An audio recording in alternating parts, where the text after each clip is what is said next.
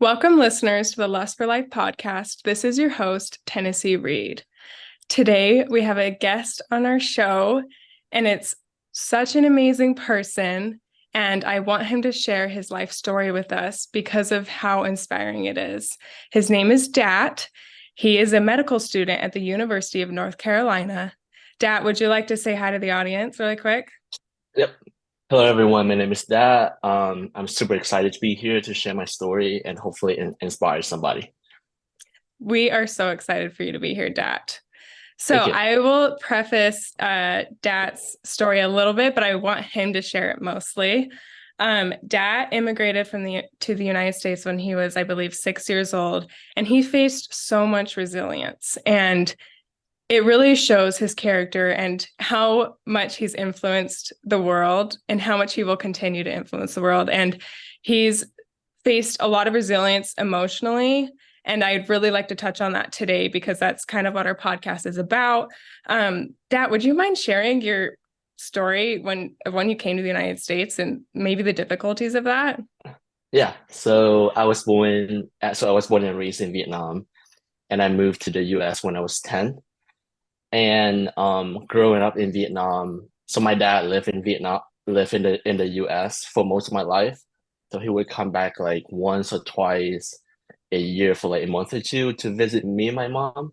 So growing up, I didn't have really have that father figure. So I relied mostly on my mom, my grandma to like help me fill that role for him. So growing up, it was pretty normal. I was always excited to see my dad when he came home from the US. He would always like brought back like chocolate, a lot of candies, which was like always amazing. Um, so he started the application for me and my mom to come to the US when I was like 6 or 7, and I finally was able to come to the US when I was 10. So in Vietnam, like almost everyone thought of the US as like this super pretty, super exuberant place where people had a lot of money, where the education was amazing.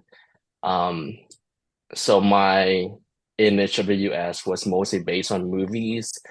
But when I first came to the US, my mom and I moved in with my dad in Camden, North Carolina. So he is a fisherman, so he lives by the water.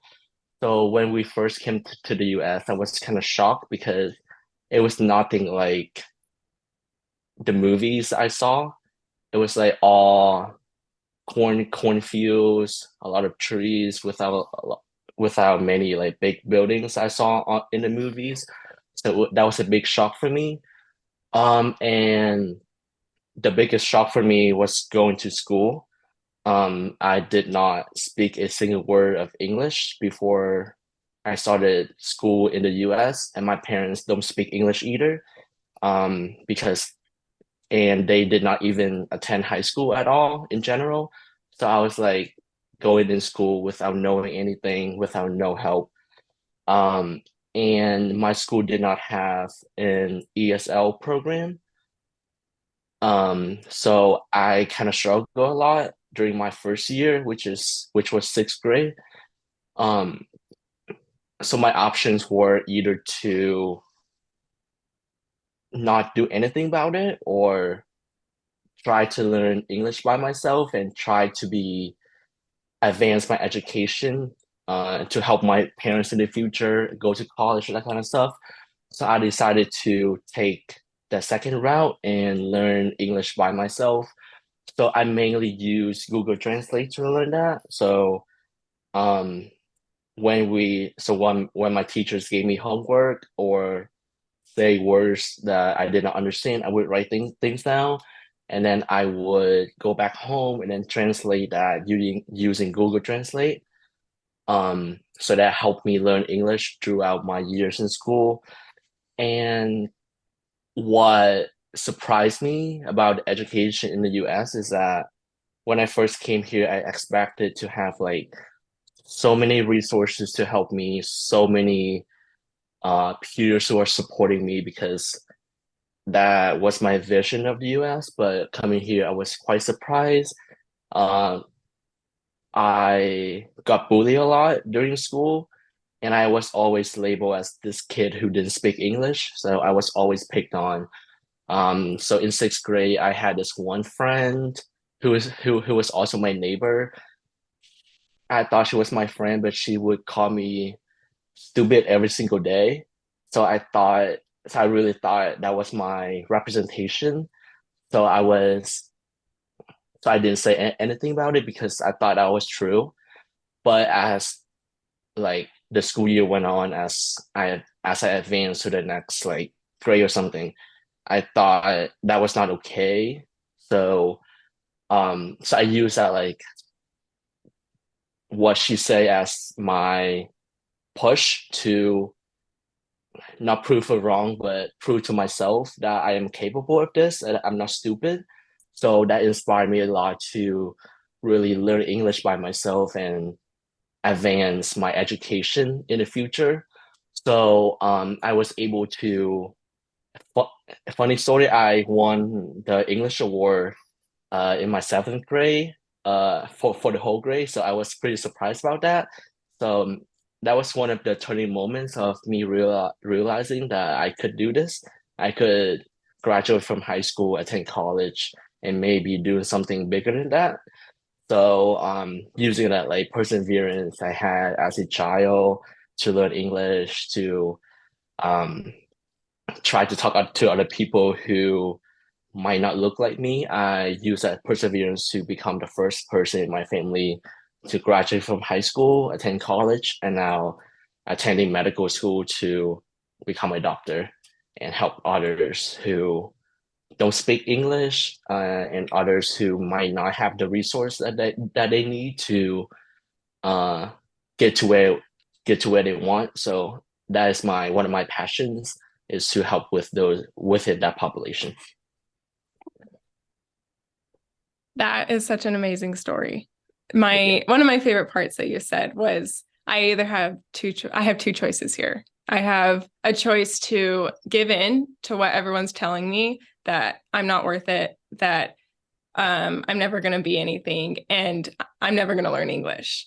Mhm, And there's the road less traveled, which shows a lot of resilience. And mhm, you chose to learn English. And another part that I really liked was you seem to like gain an empowerment um, when you learned the English to a mhm, point where you realized I'm not stupid. Like everyone is literally telling me, like, mhm, I can do this. And you literally won the English award in your grade. And mhm. English is not easy. Like It's not. it is my weakest part of all of my education. I've always struggled with writing Mhm, and speaking proper English. So that's so impressive. So impressive. And let's not like shy away from the fact that being a medical doctor is a very prestigious career that mhm, takes a lot of critical thinking, a lot of it takes a lot of skills. And the mhm, fact that I think that was a really pivotal moment for you in your life was that one moment and that one choice of am I going to give into this or not? mhm, And I don't know if you agree to this or not, but there's so many of those little choices in our everyday life. And that was a really pivotal one, but we also have pivotal ones every day. Like, am I gonna wake up and, do my homework or am I gonna procrastinate it? mhm, And those little choices can lead you to either your the direction you're meant to be in or a not so productive direction. And mhm. clearly you have made really great life choices to get you to this Yeah. position. Um, Dat has also expressed to me a little bit about his life was really different when he got to college. And Dat, you said that you began to maybe pay more attention to your emotions and maybe your feelings and different ways of processing those. Would you mind sharing a little bit more about that? Yeah, absolutely.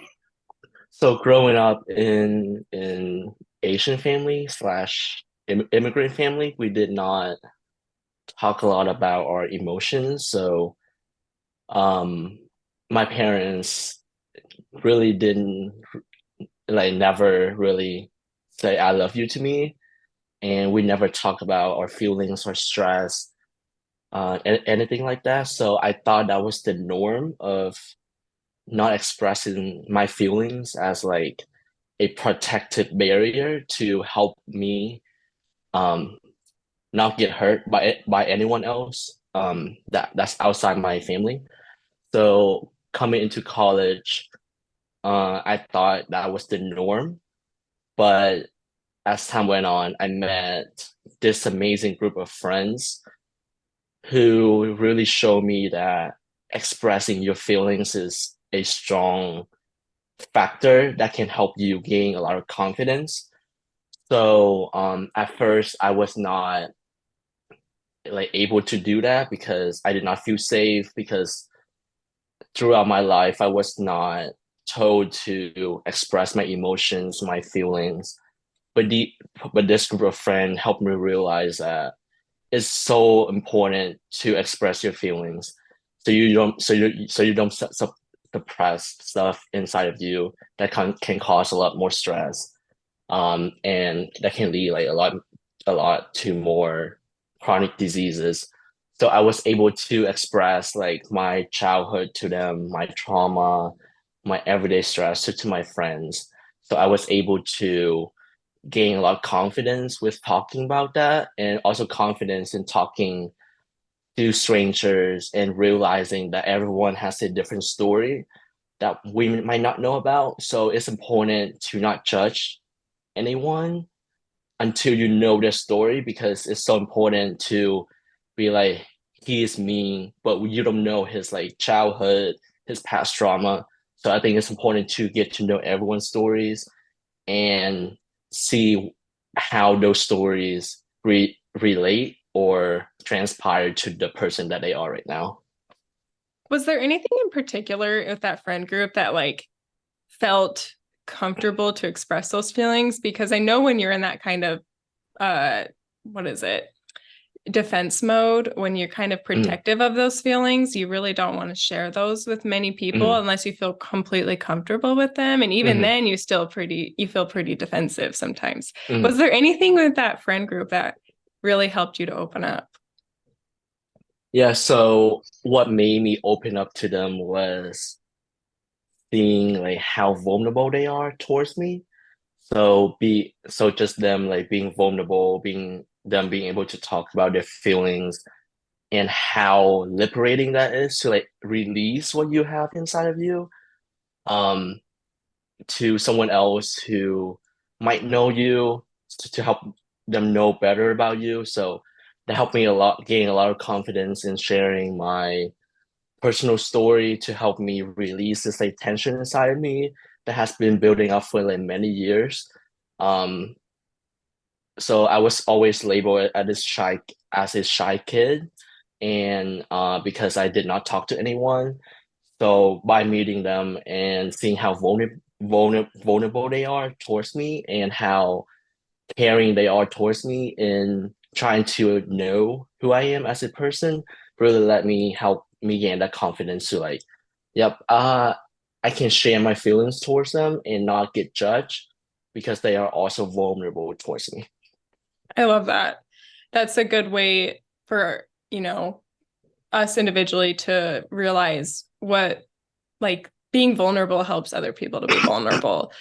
So being vulnerable helps other people to be vulnerable because you're kind of both raw at that moment. And so you're not in an attacking mode. You're in a very soft, open, and it allows a lot of that crucial and like fruitful conversation to happen. Mhm. There's a lot of ways to, process your emotions. Do you feel like for you, it's talking to people and kind of getting their opinions about things? Like, what's your go-to way of processing your emotions? Because I know I have mine that I'm slowly figuring out works best for Yeah. me. What works best for you? Yeah. So for example, if I have like a stressful day or something, I would text my friend or something and be like, this is what happened today. and I don't know how to deal about it. So just asking for help. So I think asking for help is like extremely important, but many people don't do it because that might seem like they are weak, they are not capable of what they are doing. But I think that asking for help is so important in helping you grow because it takes a team to grow. You're not here by yourself. Other people are experiencing this too. So it's important to like ask for help, ask for inputs that might help you um, find the best solution. I really like how you said asking for help because I feel like sometimes in our society, asking for help is viewed as weak, Mhm, but really, it's very courageous. It yeah. really is because you are opening yourself up to other people and you're Mhm, allowing them to kind of put their input on your life. mhm, Something that's worked for me that maybe listeners will find helpful too is the idea that your thoughts are just thoughts. Um, and that's all they are. Every thought that you have in your head is just your interpretation of the world. And what you give value to each of those thoughts is up to you and will determine your psychological health. So if you give value to people being mean to you, then you're mhm, going to think the whole world is so mean to you. But if you give value to things that you're grateful for, then you're going to view this world as full of opportunity. So mhm, your thoughts are truly just thoughts. And how you choose to give value to what thoughts you give value to will yeah. determine what how you view the world. So for me, something that really helps me to process my emotions is you have to give it the time it needs. Yeah. You cannot just feel like anxious or angry or just contentious and say, I'll think about that later. Mhm, Then you shove it under the rug. You can't do that, right? Something that's really helped for me is you have to give the time it needs. So whether that's curling up in a ball and just closing your eyes and letting your thoughts flow through you, and you have to keep in mind your thoughts are not you. So even if they're bad thoughts, even if they're thoughts that you're like, I really don't want these in my head, you choose to give value to what you want. So a mhm, thought is just a thought. So for me, I kind of just sit down, close my eyes, and I just let things flow through me. I feel the emotions. I'm not giving value to anything, and I'm just observing the emotions. mhm, And then I start to think of why am I feeling this way? Why was I in that situation? What like I continue to ask why until I find the root cause and figure out, okay, in the future, how can I avoid this? How can I make this a different situation? How can I be of benefit to this and also try to learn something from this situation because you can either choose to view a situation as it happened to you, gosh dang it, and move on, or you can view a situation as this happened to me, gosh dang it, mhm, let's learn from it and let's yeah. figure out how to benefit from this. So I really like that there's so many different ways to process your emotions, Mhm, and you have yours, and it works for you really well. And I mhm, have mine, and many people have mhm, many other ways to do it. yeah. So I just really like that Mhm, part of your story is empowering yourself through processing your emotions. And I believe you had mentioned empowering yourself and how much better you felt. mhm, Um, was when was the time that you decided to become a medical doctor? Was it like yeah. in your junior high, or was it high school, or was it college? So this is also a personal story to me and my family. Um, so when we came to the US, me and my mom and my dad, who lived here long before us, so we didn't have any like insurance. We could not find a single doctor who spoke Vietnamese who lived close to us. And my mom and my dad would always be like, I do not want to go to the doctor because that would cost too much money. And they would get extremely sick and they would still refuse to go to the doctor because they don't speak English. The medical bills would be too much. So one pivotal moment that I knew that I wanted to be a doctor was in eighth grade, I think. Um, so my mom was having like this constant headache that wouldn't go away, and then that kept continued to be worse. And then one day she just told me to accompany her to the ER because she could not stand it anymore. And then in the ER, we were not giving an interpreter because I'm not sure why, and they rely on me to like translate for her with my limited English skills. So during that ER visit, we did not understand a single thing that was going on. We felt super stressed. We felt like we were not understood. So when my mom was discharged from the ER, they just gave us this piece of paper and be like, bye. So we still didn't know what was going on with my mom. We went home without like having an answer to what happened.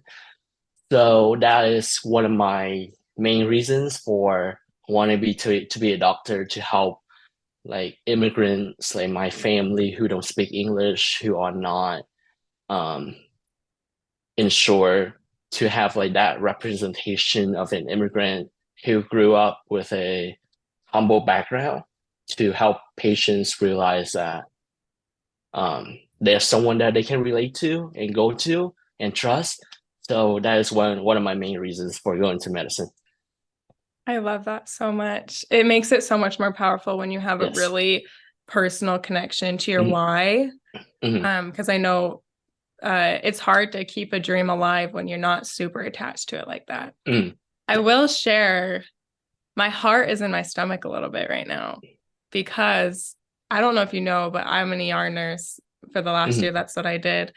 Hmm. And I probably could count on my fingers how many times I used an interpreter. Hmm. Um, because we are, I, we are so busy. And in my Hmm. mind, I was like, I don't have time to grab an interpreter. Hmm. Hmm. Um, I worked at a couple different hospitals. One of the hospitals was really good about providing an in-person interpreter, so I did utilize Hmm. that when I could. A Hmm. second hospital I worked at did not really have great interpreter services, and it was so hard to get to grab the interpreter. And so I just hoped and prayed that someone like you and the member of the family could speak Hmm. some kind of English. Hmm. And I always knew that I should probably grab an interpreter, but I was just so stressed in the ER sometimes that I was like, I just don't have time right now. And Hmm. so that was really eye-opening for me for you to say that, Hmm. especially as a nurse and I'm going to school to be a provider. Hmm. I completely have my mind changed. Not that I didn't agree with interpreters before, but you've brought that perspective on me of once again, you don't know someone's story. Hmm. You, just like you said earlier, and you have to put yourself in other people's shoes. You just Hmm. have to. That's the only way to view this world and this society with a objective view. Hmm. Because yeah, like I said, my heart is in my stomach because all the time we did have, non-English speaking patients come in with like cases, and I can't imagine how scary that is to not know what's going on. And especially with you in the medical field now, you know of all the horrible things that a little headache can be. Hmm. Yeah. And so I would like to apologize to you, I guess, and say that I will be much more diligent in the future with using an interpreter. Yeah.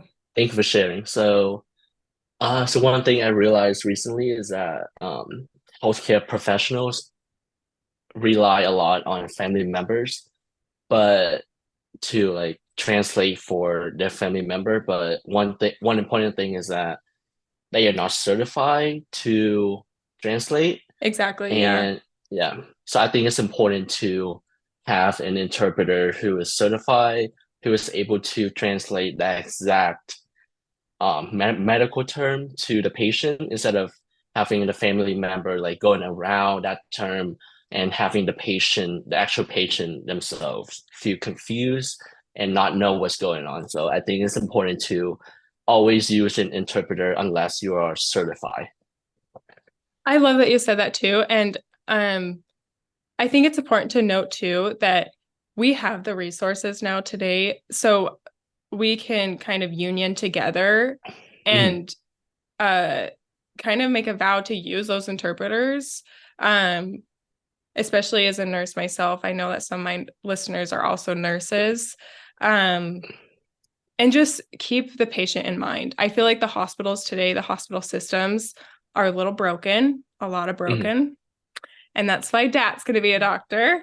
Yes. Um, because I think it's also important to keep in mind that nurses are so busy and so worked Mhm. so hard Yes. that we forget about the patient sometimes. And that's Mhm. heartbreaking. And we forget our why of why I even became a Mhm. nurse sometimes because it's kind of just about the money right now with insurance and Mhm. pharmacies and hospitals.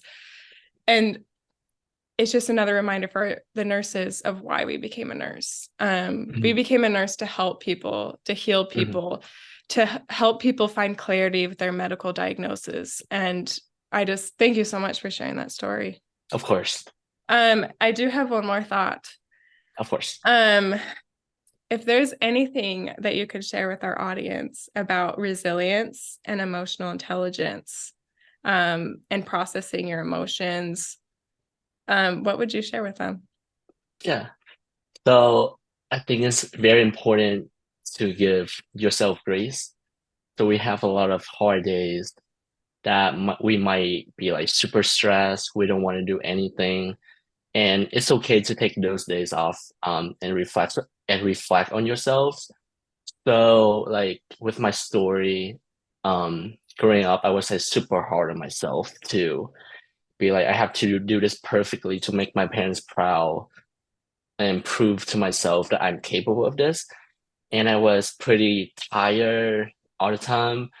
As time went on, I realized that it's so important to have take time for yourself to reflect, give yourself grace. If you fail something, that's fine. Just um, reflect that you have come this far, and it's very important that you have come this far because of your perseverance, that kind of stuff, to help you get to this point. So it's okay to take a day off, don't do anything, just like go on a walk or something. And I think it's important to realize to appreciate the little moments in your life. So you might think there's something going wrong, the world is like collapsing, but it's important to realize that you have all of this stuff going on for you. You have a roof to live in, you have some food to eat. So it's okay to feel that way, but it's also important to realize that there's so many things in your life that other people really want to have. So just like appreciate everything in your life, appreciate the little moments. So I say this a lot, but I say aw a lot because if I see something on the street and I think it's cute, I say aw. It's just like appreciate the little moments I see and realize that life is beautiful and it's important to live and appreciating what you already have. I love everything you just said. Just a heart of just gratitude and self-reflection and just peace is what I got from that. Yes. Just like internal peace.